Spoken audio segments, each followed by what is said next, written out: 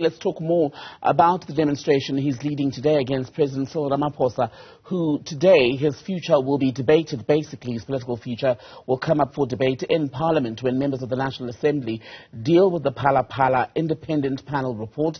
The ANC's line of march has been for its members of Parliament, its caucus, to not support the adoption of that report. We can speak now to political analyst Asanda Ngoasheng. Asanda, very good afternoon to you. Grateful for your time. So Carl Niehaus, just speaking there, says that today the ultimate demand that he and this group that he's leading are putting forward is for Cyril Ramaphosa to go. But what are the chances that will happen today? Good afternoon, and thank you so much for having me. Cyril Ramaphosa is not likely to go today.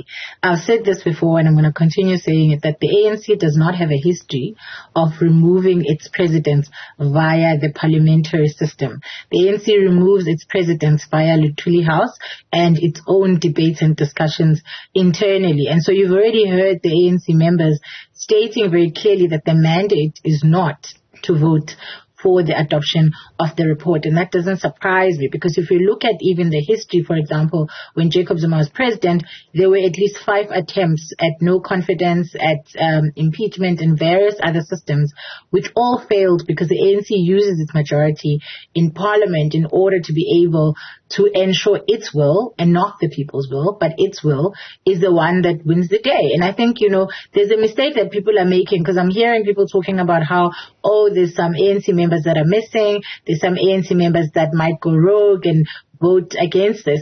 But that is based on a very heavy assumption that the opposition is 100% behind the adoption of the report, and that the opposition is going to vote for that. There might be members of the opposition who will vote with the ANC. And so over and above the fact that the ANC has a majority, when you add the opposition votes that are likely to join the ANC, then the chances of this report being adopted are very minimal. And of course, also at a very practical level, it doesn't make sense, Migilo, to remove the president or start a process of removing the president in parliament when you have the opportunity to unseat him, by the end of this week. So why would the ANC go to all that trouble when they are busy sitting as Luthuli House and the various members of the ANC with the opportunity to remove Cyril Ramaphosa at the National Elective Conference, if that is what they've decided needs to be done? Do you think, Asanda, the ANC would see the impeachment of its president possibly as an impeachment of the party, precisely because, as things stand, given our electoral system, we don't elect individuals, but parties?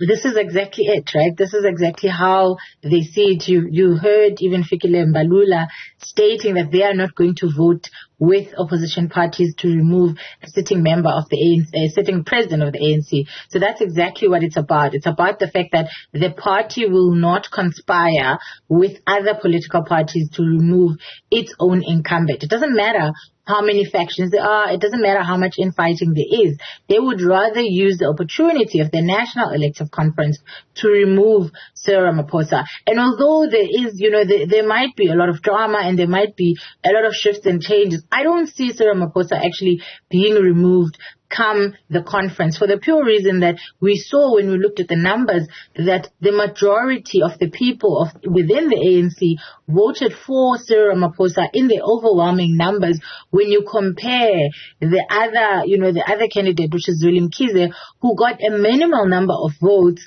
mainly coming from KwaZulu-Natal. And so what is happening right now is politicking and politricking, essentially, where there is a desire to shift those people who are undecided, who are not 100% sure whether they should vote for Cyril Ramaphosa or not, to be moved and convinced to vote with the Zweli Mkhize camp. That's all that is happening. It has nothing to do with South Africa. It has nothing to do with the democracy of South Africa and ensuring that the will of the people is adhered to. It has nothing to do with holding anybody accountable that is attached to the ANC. It's all about who will be king come the end of the NEC, and how do you make sure that you as an individual in the ANC are, on the side of the person who's going to come out winning. And if you look at the kind of names that are still backing Cyril Ramaphosa, if you look at the lack of there are some people who are coming out saying they're against Cyril Ramaphosa, but their numbers are lower than those who are saying Cyril Ramaphosa is go.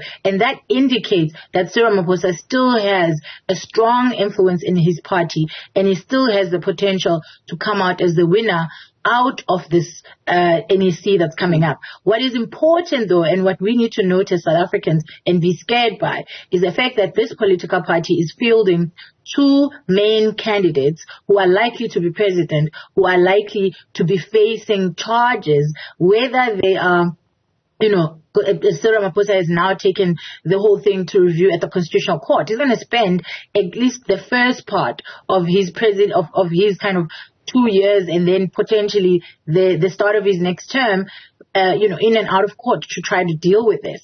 You've got Zweli Mkhize on the other hand, who still has to answer there still needs to be a tabling of the Digital Vibes report. There still needs to be a discussion about his involvement in that. And so that person themselves is also going to be facing their own ups and downs. And so we have two candidates who are equally under a cloud and who are equally going to be facing some questions and some challenges, which is where South Africa loses. So Asanda, with that in mind, just the point that you were making about the fact that the two contenders for the presidency of the ANC both have issues hanging over their heads, Phala Phala for Cyril Ramaphosa, Digital Vibes for Zweli Mkhize. The party's integrity committee has put reports together on both issues. Instead of deciding on that, the NEC has now given that duty to the delegates who are going to conference. How fiercely do you think conference will deal with both those reports, given the very high stakes and the way the numbers look at the moment? And I think that there might be some discussion, but I don't think it's necessarily going to be a first discussion, because the two things mutually kind of cancel each other out. You're dealing with one person with allegations and another person with allegations. It's a matter of who is the less corrupt. And that becomes a very tricky discussion and conversation to have. It would be better and it would be different if we were talking about a case where it was Zweli Mkhize facing the Digital Vibes report and having to argue against that, while Cyril Ramaphosa wasn't facing Phala Phala. But you have a case where both are facing, and I think that was deliberately the intention of the timing of Phala Phala, because we've known about Phala Phala for a while, and the ANC kind of sat on it for quite a long time. And it's only now that, the ANC is coming out, suddenly there's all these actions, there's reports, there's all kinds of activities around it. That should have happened quite a while back, as soon as we found out about it, but has been deliberately, to my mind, as part of politicking, been put as close to the NEC as possible. And I think, it's important to state, do I think that Cyril Ramaphosa has something to answer for? Of course he does. How does he have so much money? Where is that money coming from? Why was it in cash? Was it declared to SARS? Were foreign exchange, rules taken into consideration when it was brought into the country, when it was kept in his house, and what happens to the blind trust that he promised? These are some of the questions that he still needs to answer. But we can't only look at that and deny the fact that the timing of this report is very convenient for his opposers. And unfortunately, the biggest loser here is not the ANC. It's South Africans who are being asked to accept at some stage, because we know, if the ANC wins the vote again in 2024, essentially we are being given a choice between two possibly corrupt people, and we must choose, the lesser, or I don't know what it is that we need to do. And so this NEC gives us the opportunity to look at the leadership that the ANC has and ask ourselves the question of, is this the kind of leadership that we as South Africans deserve, that we as South Africans think is a valid and legitimate leadership, and then use the opportunity of 2024 to say, no, this is not the kind of leadership that we want, and vote differently. Asanda Ngoasheng, good to have your thoughts as always. Thank you.